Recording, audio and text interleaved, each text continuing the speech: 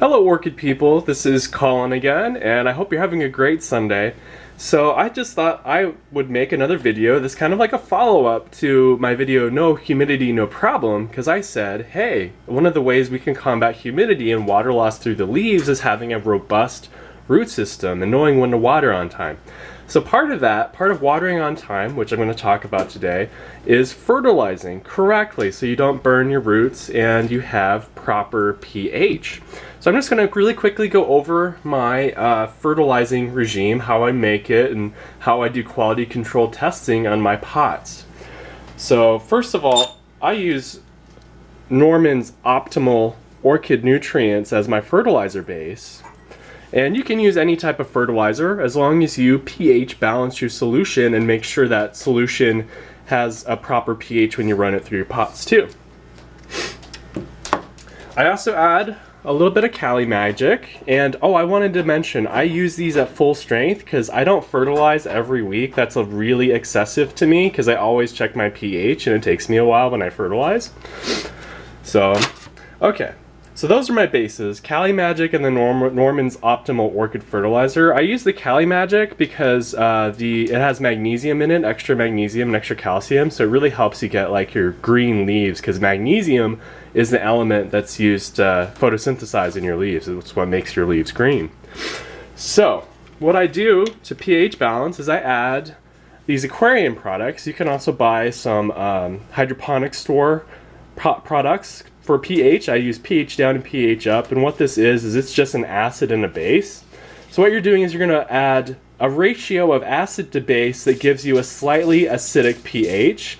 By slightly acidic, I'm talking like 6.5 to 6.7 or 8. You don't want a neutral pH of 7, and you don't want a pH which is too acidic. You also don't want a pH which is too basic. You want that very slightly acidic pH.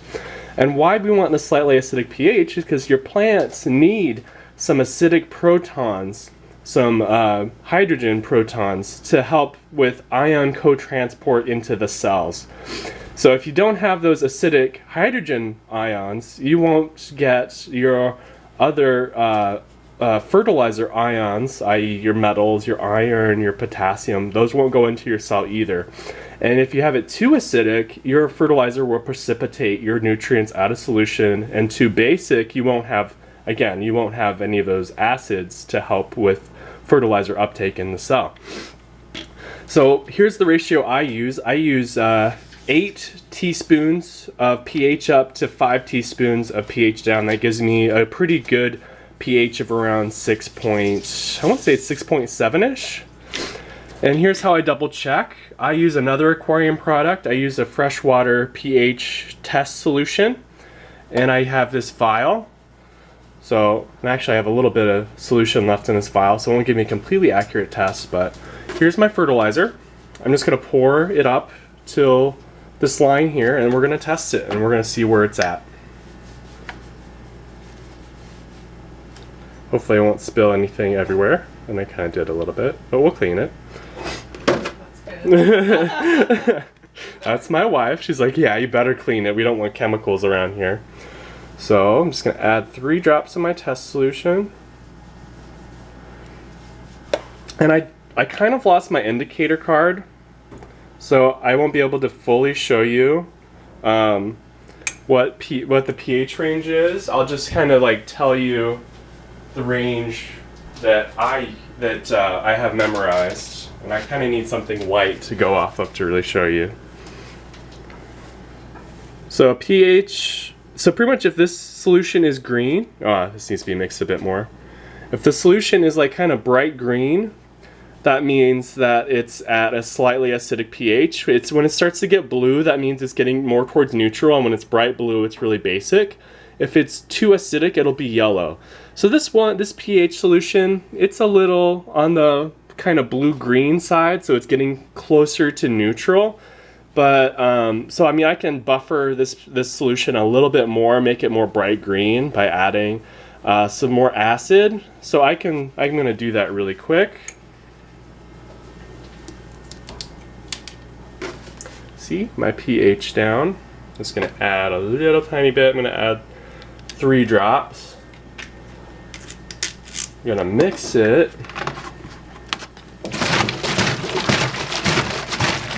Then we're just gonna test it again, and I'm gonna make sure I rinse out my test vial this time.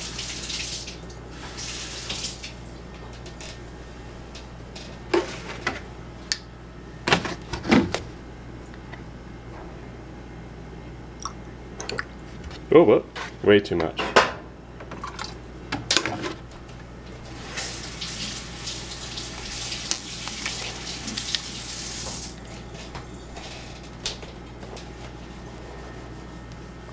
And this looks a little bit better.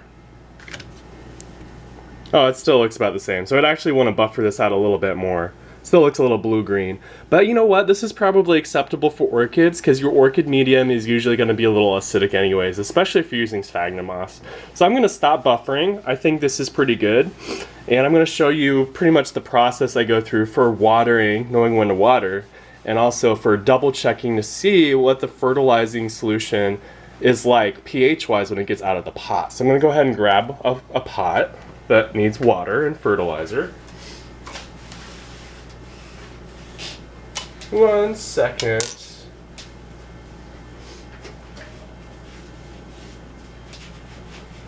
So I grabbed the BLC Memoria Anna Balmors. That's her. I'm just going to show you the pot. So there's a lot of algae in this pot. And one of the ways I know when to water is I use clear pots, and I use clear pots so I can see the color of my roots. And when orchid roots are white, they are dry, and when they're green, they need water. So I kind of use these clear pots as like a reference. And this has some algae in it, but I kind of have an idea of what algae covered roots look like when they're dry. They're not as deep green as what they would be if they were wet. If they were wet, they'd be really deep green. And this one, I can see that I have kind of not very deep green roots all the way through the pot. So I'm going to go ahead and water this one.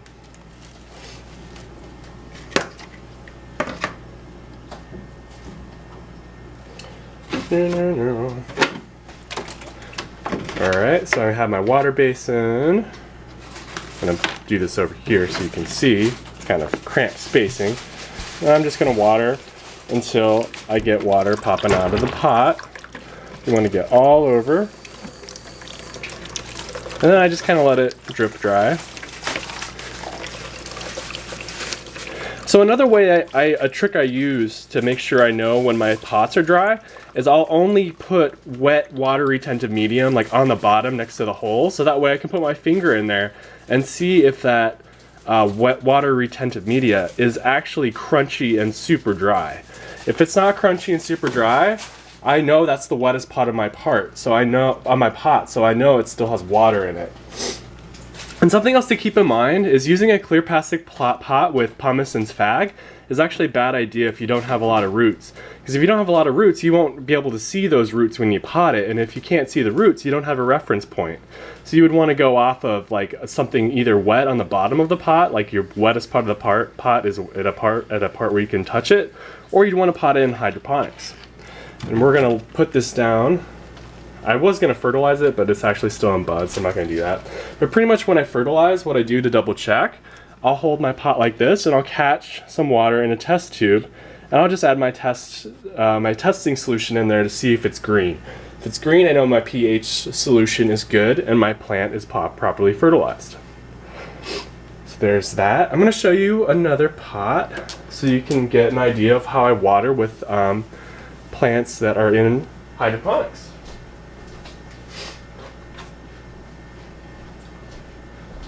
So here's Cattleya walkeriana. It's in bud, as you can see. There's a bud right here in this flowering growth, and she's in hydroponics. And I put her in hydroponics straight away when I got here because Cattleya walkeriana likes to have a lot of air at the roots, and this setup has tons of air at the roots. There's actually no media except for paper towels and microfiber wick. And B, she didn't have very many roots, so if I were to try and pot her traditionally, I wouldn't be able to see the roots to see if they're white and needing water. So that's why I did it like this. And as you can see, there's some algae on my roots, but there's no water at all in the bottom of the pot. And this bottom of the pot with the reservoir is the wettest part of my pot, so I know if this bottom part is dry, the whole thing is bone dry. So I'm just going to go ahead and get a spray bottle. I'm going to spray my roots until they turn green. And I'm going to just barely fill the reservoir with my hydroponic system. So spray, spray, spray. And if your roots are dehydrated, it's going to take a few minutes for them to turn green. That's normal. But eventually they will turn green, as you can see, and a pretty deep green. Also, your roots won't turn green if they're kind of new, because development isn't as... Development's like the spongy part of the root that soaks up water. It takes a bit for those to develop, and if it's not quite developed yet, it won't turn green. Like these root tips down here. Those probably aren't going to turn green. The older parts of them might though.